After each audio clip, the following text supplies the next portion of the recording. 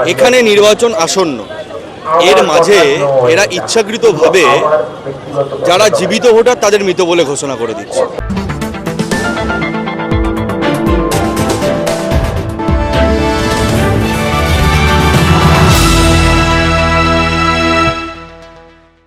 ফের পুরনো মেজাজে মমতা ব্যানার্জি। এসআইআর এর প্রতিবাদে ধর্মতলা চত্বরে ধর্নায় মুখ্যমন্ত্রী ভোটাধিকার রক্ষার দাবি নিয়ে। তবে ঠিক কতদিন এই অবস্থান চলবে তা কিন্তু জানা নেই। মমতার সঙ্গে মঞ্চে আছেন অভিষেক ব্যানার্জি, কুণাল ঘোষ থেকে শুরু করে দলের বাকি নেতৃত্বরা। মানুষের ভিড় ছিল দেখার মতো। মঞ্চ থেকেই বিজেপিকে আক্রমণ মুখ্যমন্ত্রীর। প্যারা টিচাররা কিভাবে ঢুকে এলো সভাতে? বিজেপি কি কোনোভাবে তাদের ঢুকিয়ে দিয়েছে মমতাকে বিভ্রান্ত করার জন্য? তারা কি বিজেপির লোক, নাকি নিজেদের দাবি জানাতেই এসেছিলেন শুধু? মুখ্যমন্ত্রী তাদের উদ্দেশ্যে স্পষ্ট বলেছেন, এখানে দাবি শোনার জন্য আসিনি, এসব বিজেপিকে গিয়ে বলুন।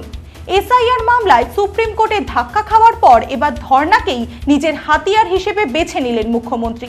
কিন্তু মমতা ব্যানার্জি ভুলে যাচ্ছেন, তিনি কিন্তু এখন আর বিরোধী নেত্রী নেই, রাজ্যের মুখ্যমন্ত্রী তিনি। এইভাবে এসআইআর ঠেকাতে পারবেন মুখ্যমন্ত্রী? মঞ্চ থেকে হুঙ্কার মমতার, দিল্লিতে সরকার ফেলে দেব। শুধু তাই নয়, মঞ্চ থেকে নির্বাচন কমিশনকে নিশানা করেন কল্যাণ ব্যানার্জি, বললেন আঙুল কেটে বাদ দিয়ে দিতাম। এই গরমের মধ্যেও কমিশনের বিরুদ্ধে অবস্থান মমতার। এটা কি শুধুই ভোট পাওয়ার জন্য, নাকি সত্যি মানুষের কথা ভাবছেন তিনি? ধর্ণা কর্মসূচিতে উপস্থিত সাধারণ মানুষের সঙ্গে কথা বলেছে ট্রু নিউজ বাংলার প্রতিনিধি। মানুষের দাবি কি বলছেন তারা? এসআইআর এত নাম অন্যান্য রাজ্য তো বাদ দিয়ে, বিহার, গুজরাট, কিন্তু এখানে ধর্ণা মিছিল কেন হচ্ছে? এখানে আপনাকে বুঝতে হবে, যেটা বিহারে যেগুলো বাদ গেছে সেগুলো ওদের নর্মাল, ওরা যেভাবে এসআইআর করেছে। দেখুন, এখন সামনে নির্বাচন নেই, এখানে নির্বাচন আসন্ন, এর মাঝে এরা ইচ্ছাকৃতভাবে যারা জীবিত ভোটার তাদের মৃত বলে ঘোষণা করে দিচ্ছে। অথচ আবার দেখুন, বাবা মার নাম উঠেছে, ছেলের নাম ওঠেনি। অপরিকল্পিত এসআইআর এর আমরা বিরোধিতা করি, সেই জন্য আজকে আমাদের এই ধর্ণা মিছিল। এসআইআর এর কারণে এত নাম বাদ গেছে, এখানে কি মমতা ব্যানার্জি কোথাও কি শঙ্কিত যে এত ভোটার যে হারাতে চলেছে, এটা নির্বাচনে একটা হিউজ এফেক্ট করতে পারে বলে? দেখুন, যে প্রশ্নটা আপনি করলেন সেই সংখ্যাটাও আমি আপনাদের সকলকে স্পষ্ট করে দিই। 60 লক্ষ এবং 63 লক্ষ, এই দুটো সংখ্যা যদি আপনি প্লাস করেন, খুব ইজি অঙ্ক, 1,23,00,000। যে টার্গেটটা দেওয়া হয়েছিল শুভেন্দু অধিকারীর তরফ থেকে, যে টার্গেটটা দেওয়া হয়েছিল বিজেপির তরফ থেকে, সেই টার্গেটটা খুব সুন্দরভাবে পালন করার চেষ্টা করেছে ইসিআই বা election commission of BJP.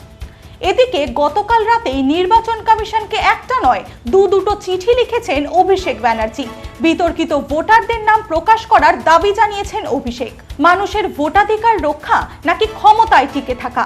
Mamata Banerjee কোনটা চাইছেন? প্রশ্নটা আমার, আপনার, সকলের। মানুষ কি বলছেন দেখুন সেই ফুটেজ সরাসরি। মমতা ব্যানার্জি বলেছিলেন যে এসআইআর বাংলায় হতে দেবেন না, যদি হতে দেন তার মৃতদেহের উপর দিয়ে হবে। আপনি এই বিষয়ে কি বলবেন? ঠিক কথাই বলেছেন মমতা ব্যানার্জি, কারণ এসআইআর এর যে প্রবণতা, এটা একটা বিপজ্জনক প্রবণতা। এটা পুরো দেশের জন্য একটা বিপজ্জনক পদ্ধতি, পাওয়ার পলিটিক্স। ক্ষমতায় আসার পর আমি বিরোধীদের কথা বলতে দেবো না বা অন্য কাউকে আর ক্ষমতায় আসতে দেবো না, নরেন্দ্র মোদীর এই যে ভাবনা, এটা সারা ভারতবর্ষের জন্য অত্যন্ত বিপজ্জনক। মমতা ব্যানার্জি প্রতিবাদটা শুরু করেছিলেন বলে এই যে ভোটার লিস্টটা বেরোলো, আমরা যে নামবাদের তালিকা এখন পর্যন্ত দেখতে পাচ্ছি সেটা অনেক কম হয়েছে। মমতা ব্যানার্জি প্রতিবাদটা না শুরু করলে আরো অনেক বেশি মানুষকে তালিকা থেকে বাদ দিয়ে দেবে। এসআইআর এর কারণে এত নাম বাদ পড়েছে বিপুল সংখ্যক, এই ব্যাপারে আপনি কি বলবেন এবং এখানে কি কেন্দ্রের কোনো মদত আছে বলে আপনার মনে হয়? আমি দু একটা প্রমাণ একটু দেখাতে চাইছি। হয়তো ভিডিওটা ভয়েসে শোনা যাবে না, কারণ হচ্ছে এখানে একটা মিটিং হচ্ছে বলে। এই যে ব্যক্তিটি, ঠিক আছে, এই যে ব্যক্তিটি দেখতে পাচ্ছেন, এর নামটা ডিলিটেড, এই যে শো করছে। এরা সকলে হচ্ছে ভোটার, শুধু না, এদের যে দাদু তারা অবধি ভোটার ছিলেন, ঠিক আছে। আজকে এই ভদ্রলোক, এর কাছে পাসপোর্ট থেকে শুরু করে, এর কাছে আধার কার্ড থেকে শুরু করে, এর কাছে ভোটার কার্ড থেকে শুরু করে সব ডকুমেন্টস আছে। তো সেখানে দাঁড়িয়ে যদি তার নামটা ডিলিটেড হয়, তাহলে সে তো আতঙ্কে পড়বেই। আজকে সাধারণ মানুষ, বাংলার সাধারণ মানুষের ভোটাধিকার নিয়ে একটা অদ্ভুতভাবে যেন সিস্টেমের মতো, কারণ দেখুন দিল্লির মতো তো আপনি বলছেন। আমি একটা ছোট্ট কথা বলতে চাই, ক্রোনোলজি কো সমঝিয়ে। तो क्रोनोलॉजी जो बोलते हैं वो बहुत इम्पोर्टेंट बात है। क्या बात है? আমাদের কোনো একজন লিডার, একজন মেজবাবু আছেন বাংলার বুকে, সেই মেজবাবু কি বললেন? 1.52 লাখ মনে আছে? তা এই যে 1,52,00,000 একটা উল্লেখ করেছিলেন, দেখলাম আমরা 1,51,00,000 নাম প্রায় ডিলিটেড বা অ্যাডজুডিকেশনে এসছে। আজকে মমতা বন্দ্যোপাধ্যায়কে এখানে ধর্নায় আসতে হলো কেন? একটা রাজ্যের মুখ্যমন্ত্রী, তাও তার কারণ তিনি মানুষের জন্য লড়ছেন, তিনি মানুষের স্বার্থে লড়াই করছেন বলে।